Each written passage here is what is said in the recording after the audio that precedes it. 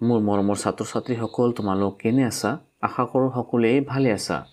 আজি আমি দ্বিতীয় শ্ৰেণীৰ নতুন পাঠৰ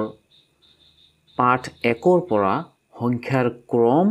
আৰু সংখ্যাৰ সৰু ডাঙৰ এইবোৰ শিকিম ঠিক আছে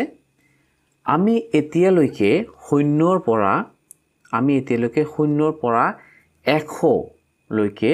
সংখ্যাবোৰ শিকিছো বা পঢ়িছো ঠিক আছে এই শূন্যৰ পৰা 100 লৈকে সংখ্যাবোৰ আমি শিকিছো শতকীয়াটো আমি শিকিছো ঠিক আছে ইয়াৰ ভিতৰত আমি শিকা সংখ্যাবোৰৰ ভিতৰত আটাইতকৈ সৰু হৈছে